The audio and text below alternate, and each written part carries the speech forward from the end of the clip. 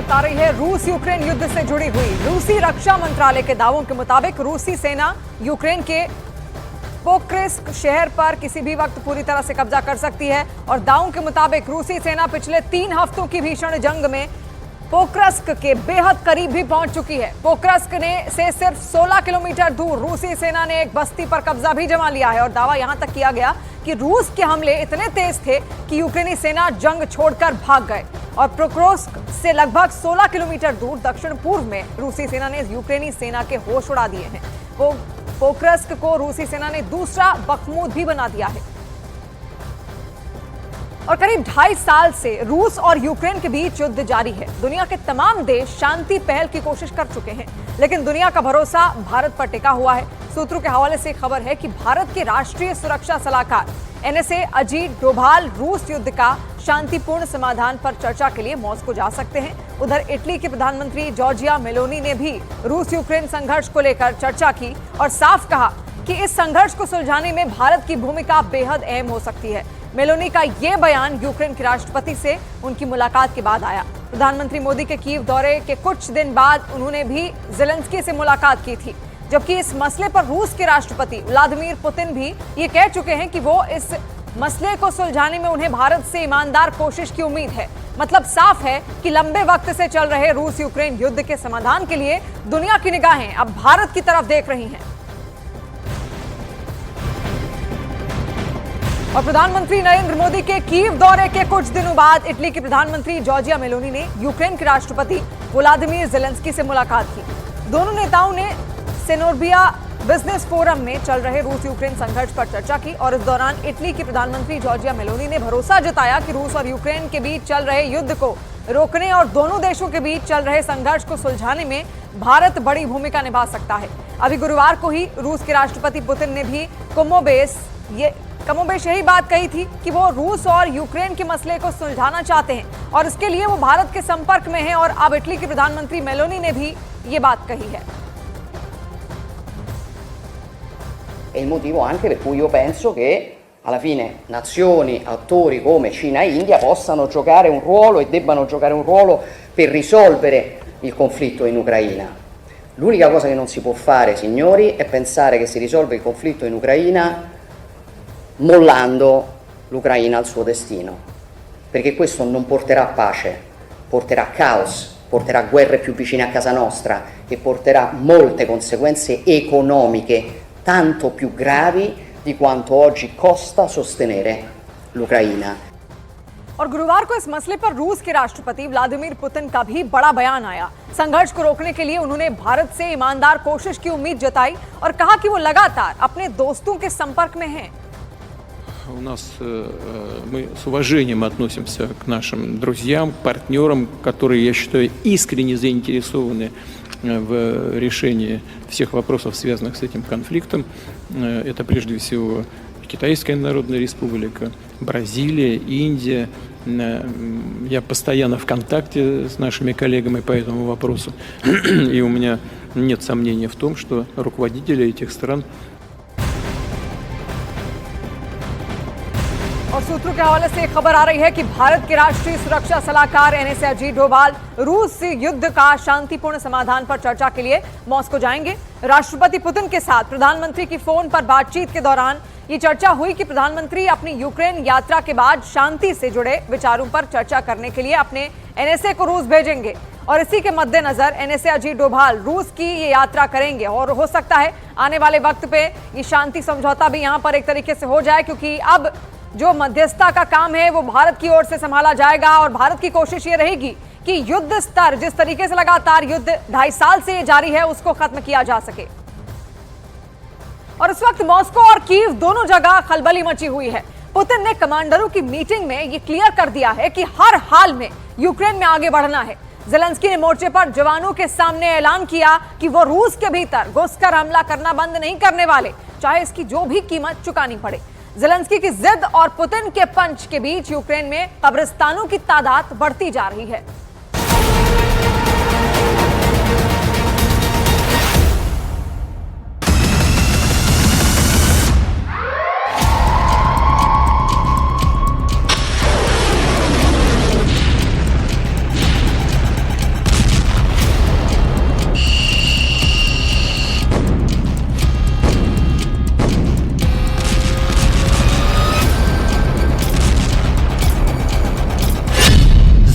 तुर्की के दावों का निकल गया कचूमर।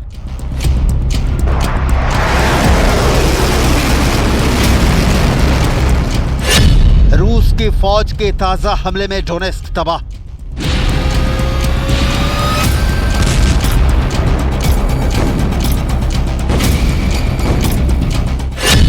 सरेंडर करने पर भी यूक्रेन के सैनिकों को नहीं मिल रही माफी।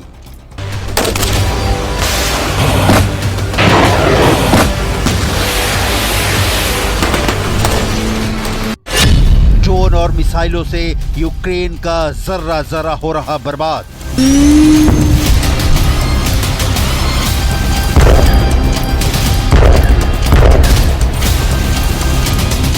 कभी रूस के कुर्स्क में जान बचाने के लिए भागते लोग, कभी यूक्रेन के डोनेस्क में अपनी आंखों के सामने अपनों को मौत का निवाला बनते देखते लोग, कभी मिसाइलों की मार, कभी ड्रोन का घातक प्रहार, कभी टैंक से विनाश, कभी गाइडेड बमों का अटैक, कभी थर्माइट बमों से बेहाल।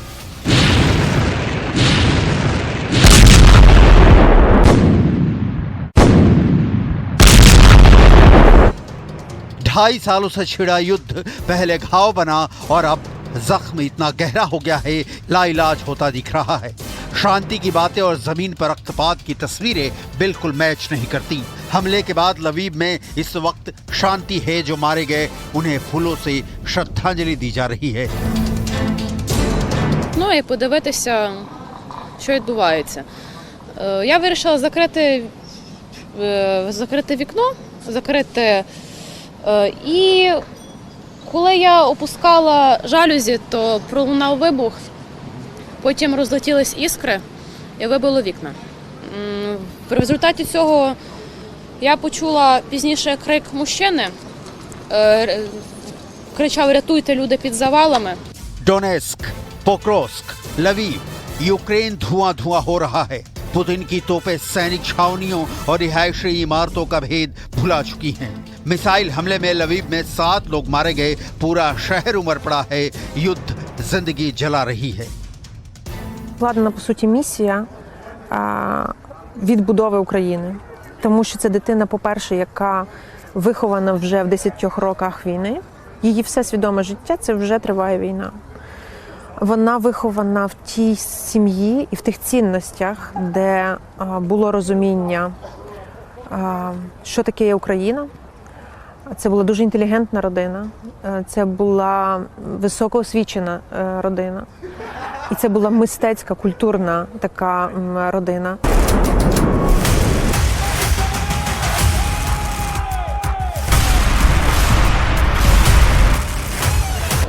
ये डोनेस्क की भयावह तस्वीरें हैं। हमलों की गिनती करते करते आप थक जाएंगे।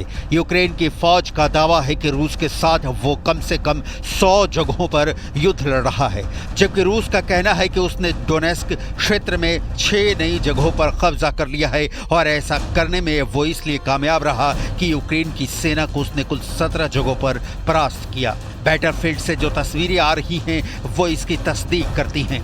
रूस पूर्वी यूक्रेन में लगातार आगे बढ़ रहा है। इस समय रणनीतिक रूप से महत्वपूर्ण पोक्रोस्क के नजदीक भीषण लड़ाई चल रही है। Same time as our advance in the Kursk region, the Russian army continues its offensive in Ukraine. The most capable units of the Russian army are involved in expanding the zone of occupation of our territory in the Donetsk region. This is a clear choice by Moscow. Putin wants more Ukraine to occupy than he wants security for Russia. He doesn't care about Russian land and people. He just wants to grab as much of our land and as many of our cities as possible.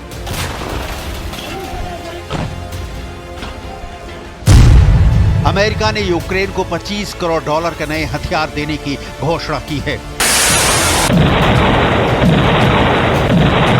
इससे पहले Ukraine के राष्ट्रपति ने सहयोगी देशों से रूस की रेड लाइन की चेतावनी की अनदेखी करने की अपील करते हुए यूक्रेनी सेना को हमले के लिए लंबी दूरी तक मार करने वाले हथियार देने की मांग की थी। इन हथियारों से यूक्रेनी सेना रूस के अंदरूनी इलाकों में हमले करेगी। Pleased to announce that President Biden has authorized a new security assistance package for Ukraine worth $250 million. That will provide Ukraine with additional air defense, armored vehicles, anti-tank weapons, and munitions for rocket systems and artillery. But we're not just focused on Ukraine's near-term needs. We're also working with allies and partners to help Ukraine forge its long-term security. America Ukraine को सिर्फ हथियार ही नहीं देता, रूस में क्या चल रहा है इस पर भी नजर रखता है। अमेरिकी शोधकर्ताओं ने रूस के नए परमाणु मिसाइल सेंटर का पता लगा लिया है, जिसकी डिटेल आगे दिखाएंगे। पश्चिमी देशों से मिलने वाले हथियार की नई खेप पर ज़ेलेंस्की ने कहा है कि इससे रूस पर युद्ध को खत्म करने के लिए दबाव बनेगा। ज़ेलेंस्की ने यह मांग तब दोहराई जब उनकी सेना ने रूस के कुर्स्क क्षेत्र के करीब 1300 वर्ग किलोमीटर भूमि पर कब्जा कर लिया है। असल में रूस के साथ 2.5 वर्ष से जारी युद्ध में अमेरिका सहित पश्चिमी देशों ने यूक्रेन को हथियार और आर्थिक सहयोग देकर मुकाबले में बनाए रखा है, लेकिन यूक्रेन को लंबी दूरी तक मार करने वाले हथियार नहीं दिए हैं और जो हथियार दिए उन्हें रूसी भूमि पर हमले के लिए इस्तेमाल नहीं करने की शर्त भी रखी। अमेरिका को लगता है कि यूक्रेन का रूस पर हमला तीसरे विश्व युद्ध का कारण बन सकता है, जिससे अमेरिका और यूरोप को भी भारी नुकसान हो सकता है। We all know that we are operating with a minimum of weaponry. Yes, we are grateful very much for every support package that is provided to Ukraine from you, from your countries. But we need more weapons to drive Russian forces off our land, and especially in the Donetsk region. पश्चिमी देशों की रणनीति बिल्कुल clear रही है कि Zelensky को मुकाबले में तो बनाए रखना है, लेकिन रूस के साथ डायरेक्ट वॉर में नहीं उतरना है। यही कारण है कि कई बार तो ज़ेलेंस्की का हथियार मांगते मांगते गला सूख जाता है, लेकिन हथियार नहीं मिलते, तो कई बार जो हथियार मिलते हैं वो किसी काम के नहीं होते, और अब तक जितने भी हथियार मिले हैं उनमें से कुछ को छोड़ दे तो रूस से मुकाबला करने के लिए काफी नहीं है। हालांकि यह फैक्ट है कि पश्चिमी देशों से मिलने वाले हथियारों के दम पर ही ज़ेलेंस्की युद्ध मैदान में अब तक टिके हुए हैं। अमेरिकी शोधकर्ताओं ने रूस की 9M370 ब्यूरवेस्टनिक मिसाइल की डिप्लॉयमेंट साइट का पता लगाया है। प्लेनेट लैब से सैटेलाइट तस्वीरों का इस्तेमाल करते हुए शोधकर्ताओं ने परमाणु हथियार स्टोरेज फैसिलिटी के पास कंस्ट्रक्शन साइट पहचान की है। इसे वोलोगदा 20 और चेपसारा के रूप में जाना जाता है, जो मॉस्को के उत्तर में 475 किलोमीटर की दूरी पर है। यह फैसिलिटी पहले रूस की भूमि आधारित मिसाइलों के परमाणु पेलोड के लिए स्टोरेज थी। अब इस साइट को ब्यूरवेस्टनिक मिसाइल का घर बनाया जा रहा है। दावा किया जा रहा है कि यहां पर मिसाइल की लॉन्च साइट बनाई गई है। रूस की इस मिसाइल को तैनात करने की रिपोर्ट अमेरिका और पश्चिम की टेंशन को बढ़ा रही है।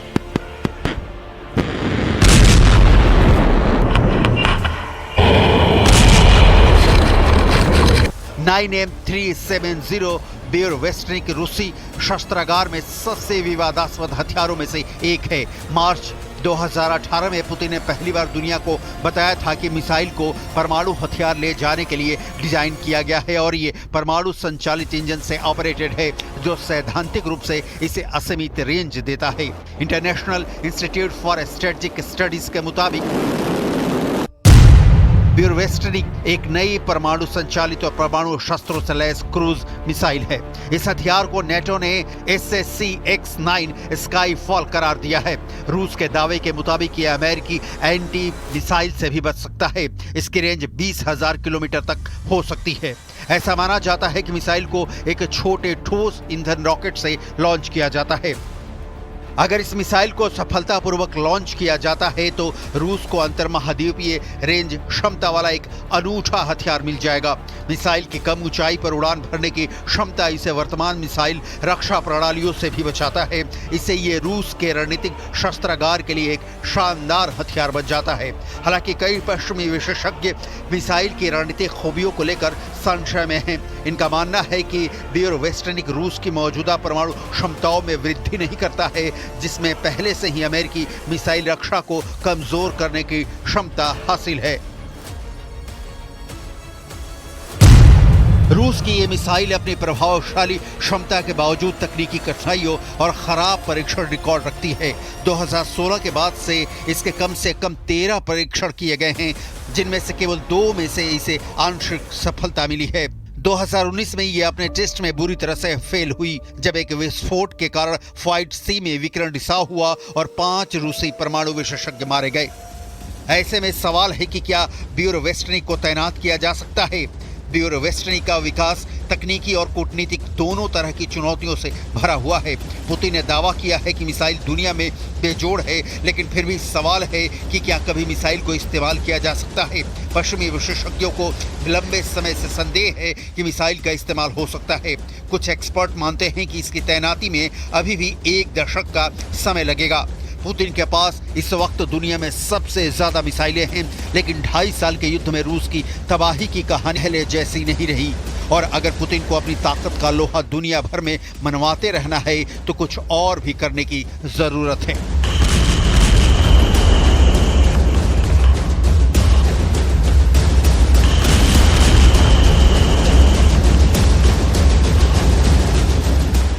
रूस यूक्रेन जंग को लेकर एक बहुत बड़ा खुलासा नेटो देश ने किया है। पहली बार किसी नेटो देश ने माना है कि उसके देश के लड़ाके रूस की तरफ से यूक्रेन पर हमला कर रहे हैं। जी हां, एक नेटो देश के लड़ाके रूस की जगह यूक्रेन पर ही हमला कर रहे हैं। इस खुलासे के बाद से नेटो की इमरजेंसी मीटिंग होने जा रही है। इधर पुतिन ने एक बार फिर से यह साबित कर दिया है कि रूस ही जंग का असली उस्ताद है।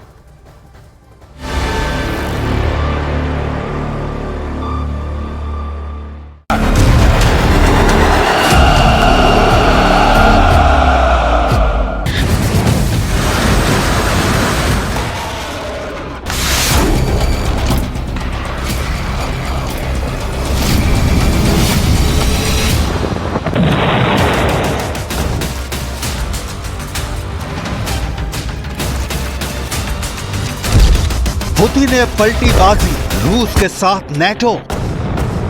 925 दिन के भीषण जंग के बाद रूस यूक्रेन जंग में अब कुछ ऐसा होने लगा है कि अमेरिका, ब्रिटेन, फ्रांस, जर्मनी और यूक्रेन हैरान रह गए हैं। यकीन करना मुश्किल है, लेकिन नेटो के 32 देशों में से एक ऐसा देश है जिसके लड़ाके पुतिन की तरफ से यूक्रेन पर भयंकर हमले कर रहे हैं। जब से यह खबर यूक्रेन पहुंची है, तब से पूरा नेटो सदमे में चला गया है।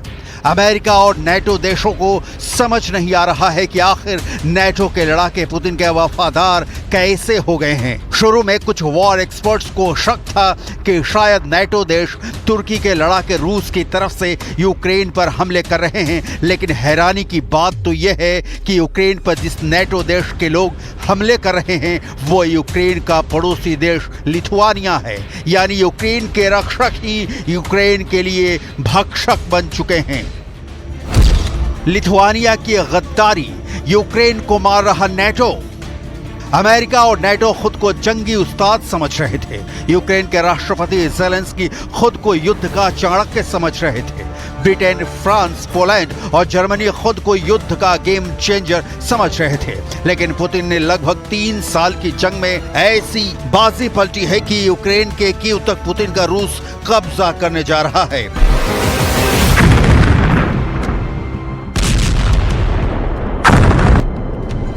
और वो भी नेटो देश के लड़ाकों के साथ। अब आप ये भी जान लीजिए, नेटो देश के लड़ाके रूस की तरफ से लड़ रहे हैं, इसका दावा कौन कर रहा है और क्यों कर रहा है। नेटो देश लिथुआनिया की तरफ से दावा किया गया है कि इस वक्त लिथुआनिया के सैकड़ों लड़ाके रूस की तरफ से यूक्रेन पर हमला कर रहे हैं। खुद लिथुआनिया के रक्षा मंत्री लॉरिनास कासियुनास इसका खुलासा किया है। लॉरिनास कासियुनास का दावा है कि उनके देश लिथुआनिया के नागरिक रूस की तरफ से जंग कर रहे हैं। लिथुआनिया के रक्षा मंत्री लॉरिनास कासियुनास ने अपने नागरिकों को चेतावनी देते हुए कहा है कि लिथुआनिया रूस का जंग में साथ देने वाले लिथुआनियाई पर मुकदमा चलाकर बेहद सख्त सजा देगा। नेटो देश लिथुआनिया के खुलासे के बाद से नेटो ने इमरजेंसी मीटिंग बुलाई है। खबर तो ये भी है कि नेटो और अमेरिका की तरफ से करोड़ों डॉलर के जो हथियार समुद्री रास्ते से यूक्रेन भेजे गए थे, वो हथियार भी रास्ते से गायब हो चुके हैं। यूक्रेन को समझ नहीं आ रहा है कि आखिर जो हथियार यूक्रेन के पास पहुंचना चाहिए थे, वो हथियार कौन गायब कर रहा है। खबर तो ये भी है कि पुतिन ने कई नेटो देशों को रूस के साथ मिला लिया है। इसकी भनक अमेरिका में पेंटागन में बैठे टॉप जनरल को लग चुकी है। इसीलिए अमेरिका ने यूक्रेन को अभी तक लंबी दूरी की मिसाइलें नहीं दी हैं। इधर पूर्वी यूक्रेन के डॉनबास में रूसी सेना तेजी से आगे बढ़ रही है। पुतिन का दावा है कि यूक्रेनी सेना कुर्स्क और पोक्रोस्क में हर दिन 1 से 2 वर्ग किलोमीटर इलाके पर कब्जा कर रही है। 925 दिनों से ज्यादा की जंग में रूस यूक्रेन के 18% इलाके पर पूरी तरह से कब्जा कर चुका है। पूर्वी यूक्रेन के कम से कम 10 यूक्रेनी शहरों और इलाकों पर रूस ने पिछले 13 दिन में भयंकर कोहराम मचाया हुआ है। अब यूक्रेन की तबाही का अंदाजा इसी से लगा सकते हैं कि इस वक्त यूक्रेन में रूसी सेना नरसंहार कर रही है। यूक्रेनी सेना के नरसंहार का ये वीडियो खुद यूक्रेनी ड्रोन ने बनाया है। पश्चिमी मीडिया की तरफ से ये वीडियो जारी किया गया है। इस वीडियो में दावा किया गया है कि रूसी सैनिक सरेंडर कर चुके यूक्रेनी सैनिकों को चुन चुन कर मार रहे हैं। वीडियो में देखा जा सकता है कि धूल भरे रास्ते पर लड़खड़ाते यूक्रेनी सैनिकों को घुटनों के बल बैठाया जाता है। कुछ सेकंड बाद यूक्रेनी ड्रोन फुटेज से पता चलता है कि यूक्रेनी सैनिक मरे हुए औंधे मुंह पड़े हुए हैं। अमेरिकी मीडिया के मुताबिक पूर्वी यूक्रेन में पोक्रोस्क यूक्रेनी सैनिकों को रूसी सैनिकों ने गोली या फांसी देकर हत्या की है। एक जगह रूसी सैनिकों द्वारा 3 आत्मसमर्पण करने वाले यूक्रेनियनों को फांसी देते हुए साफ देखा जा सकता है। इसके बाद उन्हें खाई में फेंक दिया जाता है। यूक्रेन के दावों के मुताबिक रूसी सेना द्वारा 73 यूक्रेनी युद्ध बंदियों को फांसी देकर मारा गया है। अब तक 28 से ज्यादा ऐसी घटनाएं सामने आ चुकी हैं। ऐसे हालात में नेटो देश लिथुआनिया के यहाँ से जो नागरिक यूक्रेन पर हमला करने में जुटे हैं वो वाकई में यूक्रेन के लिए कोढ़ में खास की तरह साबित हो रहे हैं। जो नेटो देश यूक्रेन को जंग में जीत दिलाने में जुटे थे, उन्हीं नेटो देशों में से एक देश लिथुआनिया के लोग पुतिन को जंग जिताने में जुटे हुए हैं। पुतिन ने पलटी बाजी, रूस के साथ नेटो। वहीं दूसरी तरफ राष्ट्रपति पुतिन ने साफ कहा है कि कुर्स्क पर हमला करना यूक्रेन को बेहद भारी पड़ चुका है। रूस के राष्ट्रपति पुतिन ने पूर्वी रूसी शहर व्लादिवोस्तोक में कुर्स्क जंग पर बड़ा दावा कर दिया है। पुतिन ने 2 टूक कहा है कि यूक्रेन का कुर्स्क आक्रमण पूरी तरह से फेल हो गया है। पुतिन का साफ कहना है कि पूर्वी यूक्रेन के डोनबास क्षेत्र में रूसी सेना को रोकने की कोशिश की गई थी तो पूरी तरह से असफल रही है। पुतिन ने खुलासा करते हुए कहा है कि यूक्रेनी सेना हमला करके रूसी सेना को भटकाना चाहती थी, रूसी सेना को प्रमुख इलाकों से खदेड़ना चाहती थी, लेकिन डोनबास में यूक्रेनी सेना को रौंदा जा रहा है। पुतिन ने यहाँ तक दावा किया है कि यूक्रेनी सेना सिर्फ कुर्स्क में ही नहीं बल्कि पोक्रोस्क में भी बुरी तरह से हार रही है। В результате активных действий подразделений группировки войск «Центр» освобождены населенные пункты Орловка, Камышевка, Николаевка и Новожеланная Донецкой Народной Республики. Нанесено поражение формированием 7 механизированных, 2 егерских, воздушно-десантной, штурмовой бригад Вооруженных сил Украины, 2 бригад теробороны и штурмовой бригады «Людь» Национальной полиции Украины. Отражены 50 контратак подразделений Вооруженных сил Украины. हैरानी की बात तो यह है कि लगभग 2.5 साल से चल रही जंग में राष्ट्रपति ज़ेलेंस्की शुरू से ही जीत के दावे कर रहे हैं, लेकिन ये बात समझ के बाहर है। जिससे यूक्रेन के 18% इलाके पर रूस कब्जा कर चुका है, वो जंग जीतने के दावे कैसे कर रहा है। हम आपको दिखाते हैं इस वक्त यूक्रेनी सेना रूसी सेना की तबाही पर और क्या बड़े दावे कर रही है। यूक्रेन की राजधानी कीव में मौजूद राष्ट्रपति दफ्तर के दावों के मुताबिक पिछले 4 महीने की जंग रूस पर बेहद भारी पड़ी है। मई से सितंबर तक रूस के न सिर्फ हजारों सैनिक मरे हैं बल्कि रूसी सेना का तोपखाना, बख्तरबंद और भारी हथियारों की भारी तबाही हुई है। जहां अकेले 3 सितंबर के दिन ही 1390 रूसी सैनिक मारे गए हैं, तो वहीं अब तक यूक्रेनी दावों के मुताबिक 6,20,350 रूसी सैनिक मारे जा चुके हैं। यूक्रेन के रक्षा मंत्रालय का दावा है कि 3 सितंबर को रूस के 60 टैंक, 27 बख्तरबंद लड़ाकू वाहन, 30 तोपखाने प्रणाली, 43 UAV, 35 वाहन और ईंधन टैंक तबाह हुए हैं, जबकि 923 दिन की जंग में रूस के अब तक 17,694 तोपखाने सिस्टम और 8,618 टैंकों को यूक्रेनी सेना ने बर्बाद कर दिया है। यूक्रेनी सेना का दावा है कि अकेले जुलाई 2024 में रूस के 1,520 तोपखाने तबाह हुए हैं, जबकि अगस्त में रूस के 1,517 टैंक, तोप और बख्तरबंद बर्बाद किए गए हैं। Сьогодні говорив з головкомом Покровський напрямок, найбільше штурмів, не просто також на Краматорському, Торецькому, Куп'янському напрямках, майже 200 боїв щодобово по всьому фронту. І найважливіше зараз завдати окупанту максимальних втрат та відповідати на всі російські удари. इधर वार जोन से आ रही रिपोर्टों के मुताबिक पिछले 15 दिन में यूक्रेनी सेना को भारी नुकसान उठाना पड़ा है। हम आपको रूस और यूक्रेन से टॉप कमांडो के जरिए ये दिखाने और समझाने की कोशिश कर रहे हैं कि कैसे जीत के दावे करने वाला यूक्रेन पिछले 15 दिनों में रूस से बुरी तरह से हार रहा है। रूसी सेना का दावा है कि पिछले 15 दिनों में यूक्रेन की कम से कम 450 यूनिट तबाह की जा चुकी हैं, जबकि पिछले 15 दिनों में ही यूक्रेन को जमीन और आसमान में भारी नुकसान हुआ है। रूस का यह भी दावा है कि महज एक दिन में ही 800 यूक्रेनी सैनिकों को रूसी सेना ने मार दिया है, जबकि 6 अगस्त से अब तक यूक्रेन के 6,600 सैनिकों और 70 से ज्यादा टैंक तबाह हो चुके हैं। यूक्रेनी राष्ट्रपति ज़ेलेंस्की के कार्यालय ने दावा किया है कि पिछले 15 दिनों में रूस ने उस पर 575 से ज्यादा मिसाइलें दागी हैं, जबकि 26 अगस्त दिन सोमवार को यूक्रेन के टॉप पायलट कर्नल एलेक्सी मुनफिश जिस वक्त रूसी मिसाइलों को तबाह करने के लिए F-16 फाइटर जेट से हमला कर रहे थे, उस वक्त उनका F-16 जंग के मैदान में तबाह हो गया। ज़ेलेंस्की इस नुकसान से सदमे में चले गए और इस घटना के 4 दिन बाद उन्होंने यूक्रेनी वायुसेना के कमांडर माइकोला ओलेश्चुक को तुरंत बर्खास्त कर दिया। हैरानी की बात तो यह है कि यूक्रेनी सेना के commander in chief general Alexander Syrskyi ने खुद माना है कि कुर्स्क में हमला करना यूक्रेनी सेना के लिए एक जुआ था। अलेक्जेंडर ज़ेलेंस्की कहीं न कहीं इस हकीकत को मानने के लिए मजबूर हो गए हैं कि कुर्स्क में यूक्रेनी सेना का ऑपरेशन फेल हो गया है। अब आप खुद अंदाजा लगा लीजिए यूक्रेन को ऐसे हालात में अमेरिका और नेटो कैसे जिता पाएंगे। न्यूज़ 18 इंडिया चौपाल, एक ऐसा मंच जहां जब जब बात निकलेगी तो सिर्फ दूर तक नहीं बल्कि दुनिया के कोने कोने में जाएगी, क्योंकि इस बार बात होगी भारत के वैश्विक महाशक्ति बनने के लक्ष्य पर। सरकार, समाज, सेलिब्रिटी और स्पोर्ट्स स्टार्स के साथ न्यूज़ 18 इंडिया चौपाल देखिए सिर्फ न्यूज़ 18 इंडिया पर।